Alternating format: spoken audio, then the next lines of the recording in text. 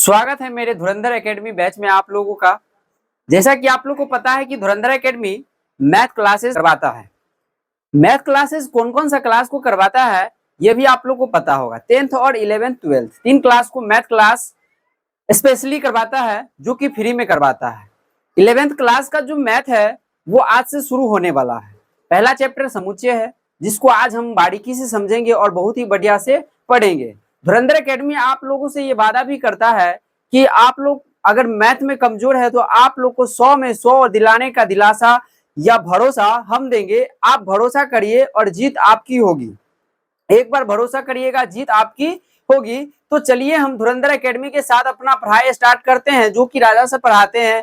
तो आप लोग जो है एक सब्सक्राइब, एक लाइक और एक कमेंट जरूर करिएगा। मेरा जो चैप्टर है 11th का वो है समुच्चय चैप्टर, है ना। समुच्चय चैप्टर कहने का मतलब सेट्स चैप्टर जो है, इसमें हम लोग बहुत सारे प्रकार पढ़ेंगे और ज्यादा से ज्यादा सीखने का कोशिश करेंगे। हम बारीकी से इस सबको समझाएंगे धीरे धीरे। तो आप लोग एकदम विश्वास बनाए रखिए कि हम समझेंगे। और मेरा भी ये उम्मीद है कि आप लोग हम जो जिस प्रकार से आप लोग को हम समझाएंगे वो आप लोग को समझ में आ ही जाएगा। तो इतना अच्छा से पढ़ाने का मतलब है कि आप लोगों को आगे बढ़ाने का मेरा मेन उद्देश्य है, ना कि मेरा मेन उद्देश्य है वीडियो बनाना। मेरा मेन उद्देश्य है आप लोग को शिक्षित करना और इतना मैथ में तेज बनाना कि दिमाग में क्वेश्चन बन जाना चाहिए, क्वेश्चन बोर्ड पे लिखा होना चाहिए, आंसर आपके दिमाग में होना चाहिए। ऐसा पढ़ाई हम करवाने वाले हैं। तो धुरंधर एकेडमी पर आप लोग एकदम विश्वास बनाए रखिए और अपना क्लास जारी रखिएगा आज से, क्योंकि आज से धुरंधर एकेडमी जो है आप लोग का बैच स्टार्ट कर दिया है, जो कि 11th का बैच है। और पहला चैप्टर आज से शुरू भी कर दिया है। तो शुरू में जो चैप्टर है उसका आज परिचय होगा सिर्फ, और परिचय के बाद हम लोग क्वेश्चन पे आएंगे और इसको समझने का प्रयास करेंगे। तो समुच्चय जो चैप्टर है इसका परिचय बहुत ही अच्छे तरीका से हम देने वाले हैं। और समुच्चय का जो चैप्टर है उसका परिचय के साथ साथ हम इसमें कुछ समझाएंगे भी और बेसिक भी बताएंगे। तो बेसिक जानने के लिए आप लोग तैयार हैं? तैयार है। चलिए हम जो है अपना टॉपिक के ऊपर आते हैं। टॉपिक मेरा क्या था? समुच्चय चैप्टर, है ना। 11th क्लास का जो चैप्टर है वो पहला क्या है? समुच्चय।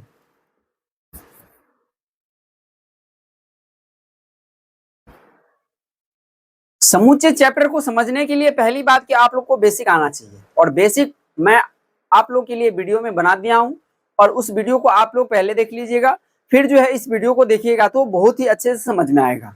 और समझने का प्रयास आपको ज्यादा से ज्यादा करना होगा, और जितना बोलेंगे हम उतना बस कर लीजिएगा। आपको 100 में 100 लाने से कोई नहीं रोकेगा, ये लिख लीजिए हमसे, है ना। जितना हम खाली बोलेंगे उतना आप कर दिए तो 100 में 100 आपको आना ही आना है ना।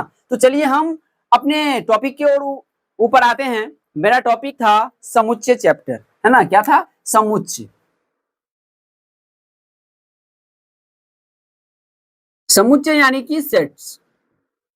समुच्चय यानी कि सेट्स। अब बात आती है कि सेट्स कहते किसको हैं, ये होता क्या है, कहां से आया, कौन लाया, ये सब बातें मन में आती है कि नहीं आती है? आती होगी। और आप लोग को इस सब सवाल का जवाब मैं ही दूंगा। तो इस सब सवाल के लिए और जवाब के लिए घबराना बिल्कुल नहीं है, क्योंकि आप लोग के साथ एक राजा भाई बोलिए या राजा सर बोलिए, मैथ बेसिक से पढ़ाने के लिए आ गया है और बिल्कुल मुफ्त में आया है। तो एक शेयर कर दीजिएगा अपने दोस्तों को, ताकि उनको भी पता चले कि वाकई में बेसिक से पढ़ाने के लिए एक टीचर आ गए हैं यूट्यूब चैनल पर। तो चलिए हम फिर अपना टॉपिक पे आते हैं। समुच्चय किसे कहेंगे ये पहले जान लेते हैं। समुच्चय किसे कहते हैं पहले हमको ये जानना है। तो समुच्चय जो है यानी कि सेट्स, हम पहली बात कि जो सबके लिए होगा, जो सबके लिए हो, आपके लिए, मेरे लिए, दुनिया के लिए, मम्मी पापा, हर एक के लिए, जो एक ही वस्तु एक ही हो, है ना। एक ही वस्तु एक ही होगा, वही क्या कहलाएगा? सेट्स कहलाएगा। क्या कहलाएगा? सेट्स कहलाएगा, समुच्चय कहलाएगा। तो कहने का मतलब है, इसको अगर परिभाषित करने के लिए बोला जाए, क्या करने के लिए? परिभाषित करने के लिए बोला जाए, तो परिभाषा आप इस प्रकार से लिख सकते हैं। परिभाषा आप इस प्रकार से लिख सकते हैं कि किसी भी वस्तु को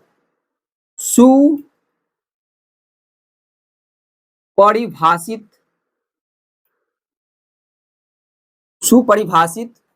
होने की प्रक्रिया समुच्चय कहलाती है। क्या कहलाती है बाबू? समुच्चय यानी कि सेट्स कहलाती है। क्या कहलाती है? सेट्स, समुच्चय कहलाती है, जो सबके लिए होगा। अब हम उदाहरण में बोलेंगे, है ना, कि आपके क्लास में, आपके वर्ग में 25 स्टूडेंट है। कितना स्टूडेंट है टोटल? 25 स्टूडेंट है।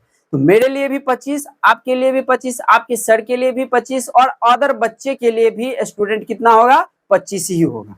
अगर हम बोल देंगे कि दुनिया का सबसे अमीर आदमी, दुनिया का सबसे अमीर आदमी, तो एक ही आदमी होगा, है ना, जिसका नाम आप लोग जानते ही होंगे। एक आदमी अमीर आदमी होगा। अब दूसरा हम बोल देते हैं, उदाहरण में दूसरा हम बोल देंगे आपका सबसे फेवरेट मिठाई क्या है? फेवरेट मिठाई जो है सबका अलग अलग है। तो सबका अलग अलग होने की प्रक्रिया समुच्चय की स्थिति में नहीं है, समुच्चय की स्थिति में नहीं है। अगर आपके लिए मिठाई दूसरा है, दूसरे के लिए मिठाई दूसरा है, तीसरे के लिए मिठाई दूसरा है, तो आप ये कह सकते हैं कि ये जो फेवरेट मिठाइयां हैं ये समुच्चय में नहीं है। क्यों? क्योंकि सभी के लिए क्या है? अलग अलग है। जो आंसर, जो क्वेश्चन का आंसर जो है ये सब बच्चे के लिए बराबर होगा, सब बच्चे के लिए बराबर होगा, वो आंसर ही क्या कहलाएगा?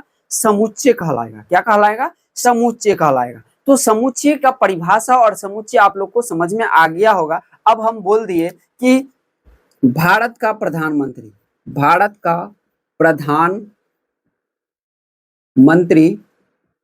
कौन होगा? नरेंद्र मोदी। कौन होगा? नरेंद्र मोदी। नरेंद्र मोदी सबके लिए प्रधानमंत्री है। हम बोले तो केवल हम ही के लिए नहीं है, आपके लिए भी प्रधानमंत्री है, दूसरा बोलेगा उसके लिए भी प्रधानमंत्री है। तो भारत का जो प्रधानमंत्री है वो क्या है? एक समुच्चय में है, वो समुच्चय में है। अगर हम बोल देंगे कि वर्ग का सबसे अच्छा लड़का, सबसे अच्छा लड़का, आपके जो वर्ग होंगे उसमें आपके लिए कोई दूसरा अच्छा लड़का होगा, है ना, मैम के लिए कोई और अच्छा लड़का होगा, सर के लिए कोई और अच्छा लड़का होगा। यानी कि सबके लिए क्या है? अलग अलग अच्छा लड़का है, गुड लड़का क्या है? अलग अलग है। तो आप यहाँ पे क्या कहिएगा? समुच्चय है? बिल्कुल गलत। यहाँ पे हम कहेंगे कि ये समुच्चय में नहीं है, क्योंकि इसमें क्या आ रहा है कि सबके लिए क्या है? आंसर अलग अलग है। सबके लिए लड़का क्या है? अच्छा लड़का क्या है? अलग अलग होंगे, है ना। अगर बोल देंगे सबसे अच्छा फूल, सबसे अच्छा फूल, आपके लिए कोई और अच्छा फूल होगा, दूसरे के लिए कोई और अच्छा फूल होगा, तीसरे के लिए कोई और अच्छा फूल होगा। तो यहाँ पे आप क्या समझ रहे हैं कि अच्छा फूल कहने का मतलब, अच्छा फूल कहने का मतलब कि सभी के लिए क्या है? एक ही फूल नहीं है। अगर एक ही फूल होगा, है ना, एक ही फूल अगर होता तो वो क्या होगा? समुच्चय होगा। और जो सबके लिए अलग अलग होगा वो क्या होगा? समुच्चय नहीं होगा। अब आप लोग को समुच्चय समझ में आ गया होगा। तो चलिए हम समुच्चय का निर्माता को जाने, है ना, समुच्चय का निर्माता को जाने। तो समुच्चय का जो निर्माता है, समुच्चय का निर्माता है वो कौन है?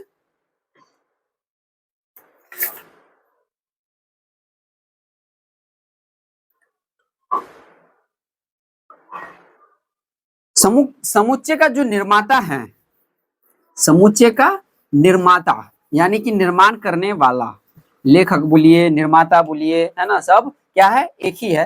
तो उनका नाम है गॉर्ग, यही नाम ना है? हाँ, गॉर्ग कैंटोर। क्या नाम है? गॉर्ग कैंटोर। क्या नाम है बाबू? गॉर्ग कैंटोर।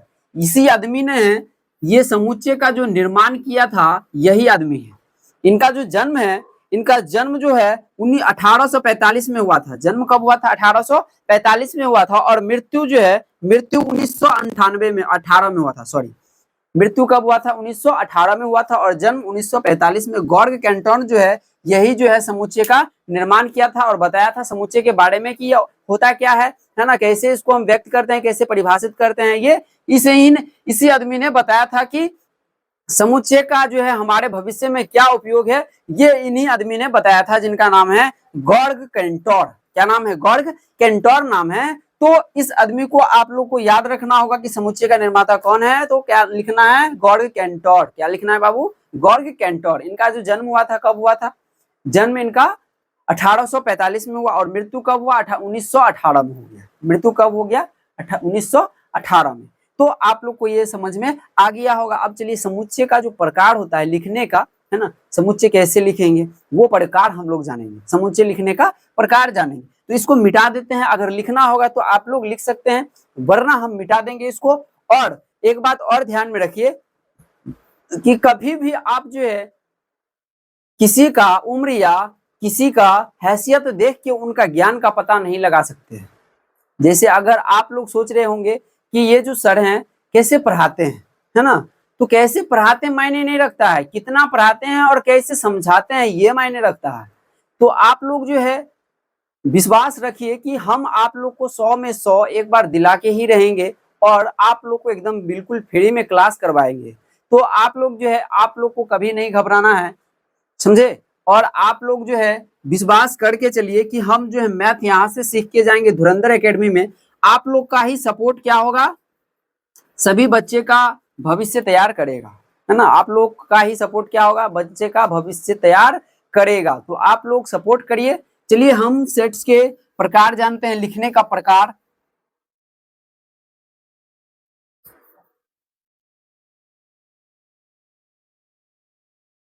सेट्स का प्रकार आप लोग को बता दें हम कि 2 प्रकार होते हैं। सेट्स का कितना प्रकार होते हैं, 2 प्रकार होते हैं। सेट्स का कितना प्रकार होते हैं बाबू, 2 प्रकार होते हैं। तो पहला प्रकार हम लोग जानेंगे, पहले लिख लेते हैं सेट्स समुच्चय का प्रकार, है ना। कितना होता है, पहला होता है रोस्टर विधि। रोस्टर विधि, रोस्टर विधि क्या होता है, रोस्टर विधि। आप लोग को यह भी बता दें कि समुच्चय में अवयव कहलाते हैं। समुच्चय में जो अंक होते हैं, समुच्चय में जो संख्या होते हैं, समुच्चय में जो वस्तु होते हैं। मान लीजिए कि हम लिख दिए क्या, a बराबर 1 2 3 4। ये जो संख्या है या अवयव है या वस्तु है या कोई भी पदार्थ है समुच्चय के अंदर, है ना, मझौले कोष्ठ के अंदर जो भी वस्तु या संख्या या अंक या कोई भी पदार्थ है, तो वो जो पदार्थ है वो क्या कहलाएंगे, सीधा अवयव कहलाएंगे। क्या कहलाएंगे, अवयव। कोई भी वस्तु रहेगा सेट्स के अंदर, तो वो जो सेट्स के अंदर अब वस्तु है वो क्या कहलाएगा, अवयव। क्या कहलाएगा, अवयव कहलाएगा। क्या कहलाएगा, अवयव। जो सेट्स के अंदर रहेगा, जो सेट्स यानी कि समुच्चय का जो अंदर रहेगा वो संख्या या वस्तु क्या कहलाएगा, अवयव कहलाएगा। क्या कहलाएगा, अवयव। अवयव अगर दूसरे शब्दों में अगर कहेंगे तो क्या कहला सकता है, तत्व। क्या कहलाएगा, तत्व।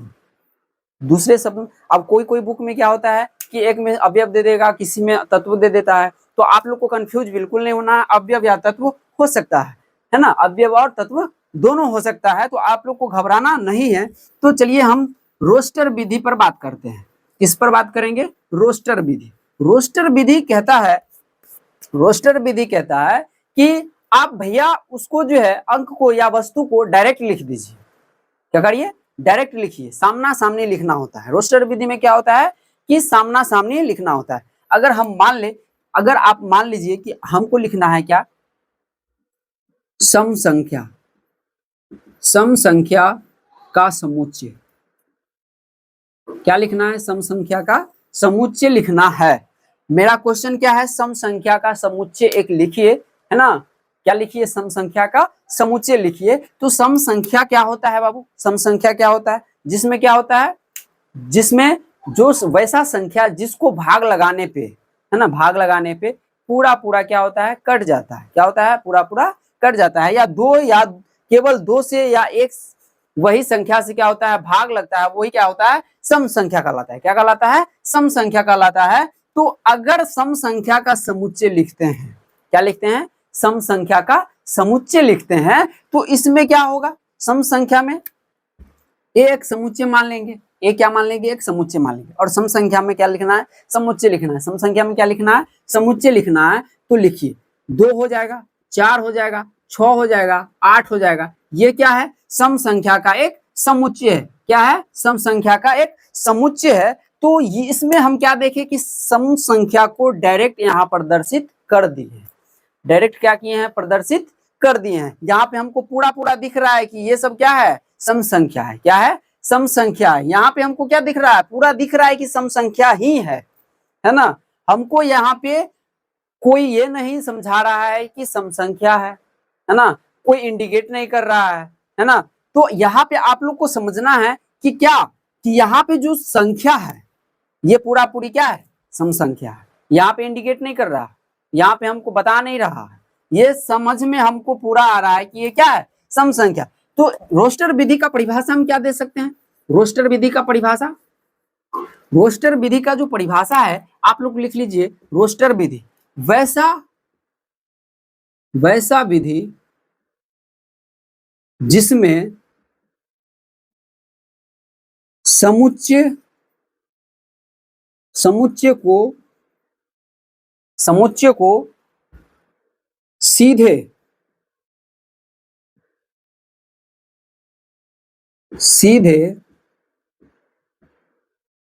प्रदर्शित